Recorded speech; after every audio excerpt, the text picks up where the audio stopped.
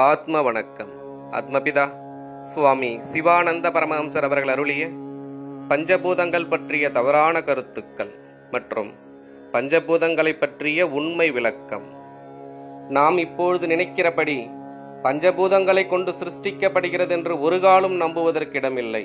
ஏனென்றால் பஞ்சபூதங்களில் பிருத்திவி என்று சொல்லுவது பூமியும், அதாவது மண்ணும், அப்பு என்று சொல்லுவது ஜலமும், அதாவது தண்ணீரும், தேயு அதாவது அக்னி என்பது தேஜஸும், அதாவது பிரகாசமும், வாயு என்பது சலித்து கொண்டிருக்கின்றதும், அதாவது காற்றும், ஆகாயம் என்பது காண முடியாததும் மிகவும் பிரகாசித்து கொண்டிருக்கின்றதும், அதாவது வெளி அல்லது காளியும் ஆகும். இப்படியுள்ள 5 பொருள்களையும் ஒன்றாக சேர்த்து சிருஷ்டி செய்ய முடியாது.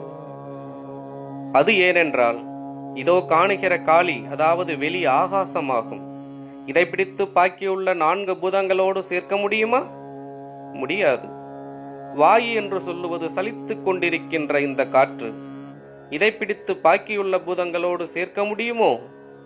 முடியாது. அக்னி என்று சொல்லுவது தேஜசாயிருக்கின்ற பிரகாசம், இதையும் பிடித்து பாக்கியுள்ள பூதங்களோடு சேர்க்க முடியுமா? முடியாது. எனில் பஞ்சபூதங்களும் தன்னில்தானே இருக்கின்றதாகும்.